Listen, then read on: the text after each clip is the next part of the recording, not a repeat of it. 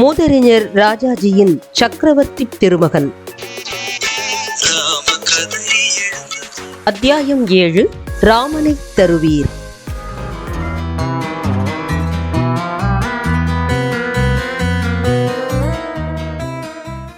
நான் நியமம் பூண்டு ஒரு வேள்வி நடத்துகிறேன். ஆரம்பித்து முடியும் தருவாயில் மாரீசன், சுபாகு என்ற 2 அரக்கர்கள் அதை கெடுத்து வருகிறார்கள். அவர்கள் தேகபலமும் வீரியமும் யுத்தப் பயிற்சியும் பெற்ற அரக்கர்கள். சாபமிட்டு அவர்களை நானும் மற்ற ரிஷிகளும் அடக்க முடியும். ஆனால் நியமமும் தவமும் கெடாமல் நடந்து கொள்ள வேண்டியதாக இருக்கிறது. இந்த சங்கடத்தில் நானும் மற்ற ரிஷிகளும் கஷ்டப்படுகிறோம். மாமிசமும் இரத்தமும் யாகவீதிகை பேரில் எரிந்து வேள்வி நடைபெறாமல் செய்து வருகிறார்கள். உம்முடைய வீரகுமாரர்களில் மூத்தவனான ராமனை என்னுடன் அனுப்பினீரானால் எங்களுடைய கஷ்டம் நீங்கும். என் பாதுகாப்பில் அவனுடைய வீரமும் திவ்ய பலமும் வளர்ந்து இந்த அரக்கர்களை எதிர்த்து வெற்றியோடு பெரும் புகழடைவான். இது நிச்சயம். ராஜகுமாரனை சில நாட்களுக்கு என்னிடம் ஒப்புவிப்பீராக. நான் கேட்டதை மறுக்க வேண்டாம். நான் கேட்பதற்கு முன்பே நீர் அளித்த வாக்குறுதியை நிறைவேற்றுவீராக.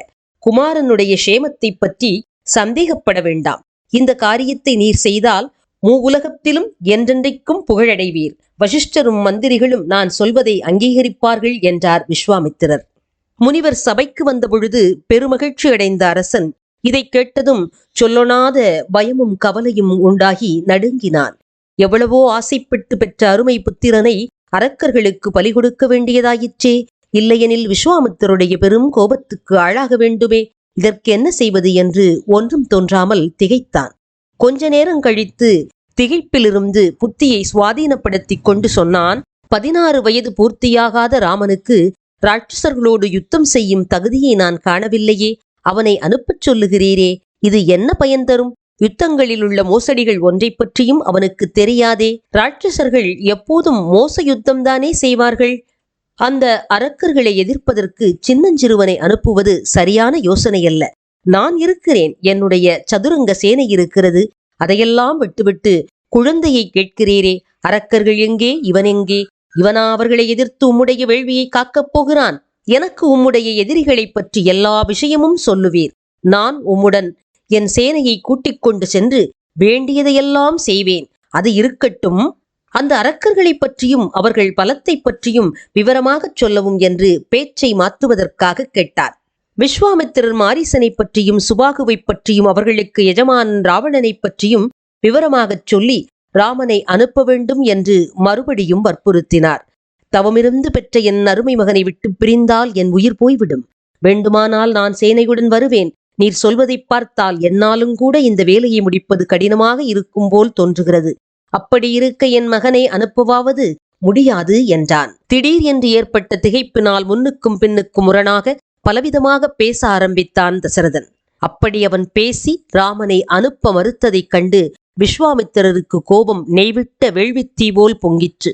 விஸ்வாமித்திரர் சொன்னார், முதலில் கேட்டதையெல்லாம் தருகிறேன் என்று தாராளமாகச் சொல்லிவிட்டு இப்போது அதை பொய்யாக்கினேன். இந்த நடவடிக்கை இஸ்வாகு குலத்துக்கு தகுந்ததல்ல. நீர் பிறந்த சிறந்த வம்சத்துக்கு துரோகம் செய்கிறேன். இதுவே உம்முடைய முடிவாயின் நான் வந்த வழி திரும்புகிறேன். சத்தியம் தவறி பந்துமித்திரர்களுடன் சுகமாக இருப்பீராக.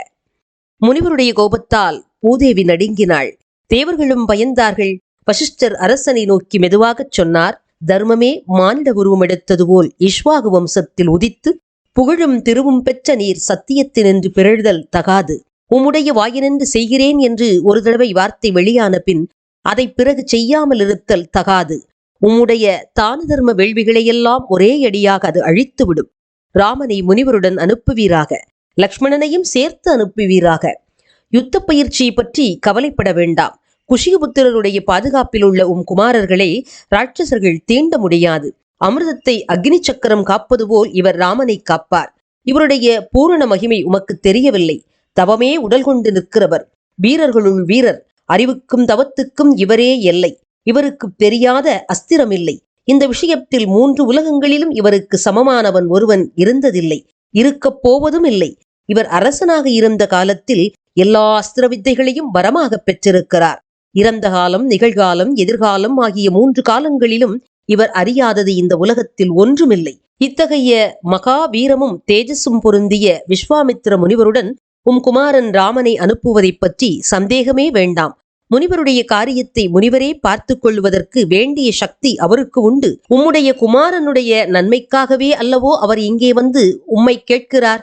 தயங்காமல் குமாரனை அவர் கேட்கிறபடி அவருடன் அனுப்புவீராக. இவ்வாறு மகாஞானி வசிஷ்டர் சொன்னதை கேட்டதும் அரசனுடைய புத்தி தெளிந்தது. ராமலக்ஷ்மணர்கள் இருவரையும் அனுப்புவதென்று நிச்சயம் செய்தான். ராமலக்ஷ்மணர்கள் முனிவர் முன் வந்து நின்றார்கள். அரசனும் தாய்மார்களும் வசிஷ்டரும் மங்கள மந்திரம் சொல்லியான பின் உச்சி மோந்து முனிவருடன் செல்லுங்கள் என்று வழி அனுப்பி வைத்தார்கள். அச்சமயம் சுகமாக காற்று வீசிற்று. ஆகாயத்தினின்று பூமாரி பொழிந்தது. அசிரீரி ஒலித்தது. கையில் வில்பிடித்து இரு யுவர்களும் முனிவர்களுடன் கம்பீரமாகச் சென்றார்கள். ரிஷியுலகத்துக்கே சிகரமாக விளங்கிய விஸ்வாமித்திரரும் அழகே தேகமெடுத்தார் போன்ற ராஜகுமாரர்களும் தசரதனிடம் விடைபெற்றுக் கொண்டு போகும் மங்கள காட்சியை வால்மீகியும் கம்பரும் மிகவும் அனுபவித்து பாடியிருக்கிறார்கள். தம்முடைய தவ வலிமையால் ஒரு புது உலகத்தையே சிருஷ்டிக்கும் சக்தி வாய்ந்த உபாத்தியாயர், அரக்கர்களை ஒழித்து கட்டவே அவதரித்தவர்கள் மாணவர்கள். இத்தகைய குரு சிஷ்ய சேர்க்கையின் அழகை வால்மீகி முனிவர் கம்பீர நாதம் பொருந்திய 8 சுலோகங்களில் வர்ணிக்கிறார். வெற்றி வாழ் இடுப்பில் தொங்க குன்றை போன்ற தோள்களின் மேல் ஒரு பக்கம் வில்லும் ஒரு பக்கம் தூணியும் மத்தியில் கம்பீரமும் உயர்ந்து நிற்கும் தலையுமாக முத்தலை நாகங்கள் படமெடுத்துச் செல்வது போல் ராஜகுமாரர்கள் காட்சி தந்தார்கள். கம்பர் தமக்கே உரிய பாணியில் பாடுகிறார். வென்றி வாழ்வுடை விசித்து மெய்மை போல் என்றும் தேவுரா தூணியாத்திரு குன்று போன்று உயர் தோளிற் கொற்றவில் ஒன்று தாங்கினான் உலகன் தாங்கினான். அன்ன தம்பியும் தானும் ஐயனாம் மன்னன் இன்னுயிர் வழிகொண்டாலென சொன்ன மாதவன் தொடர்ந்த சாயை போல் பொன்னின் மாநகர் புரிசை நீங்கினான்.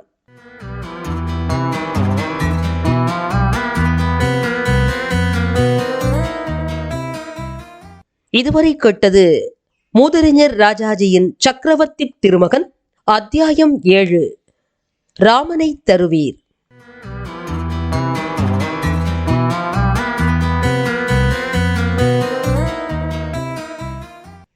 அடுத்த அத்தியாயத்தில் மீண்டும் சந்திக்கலாம்.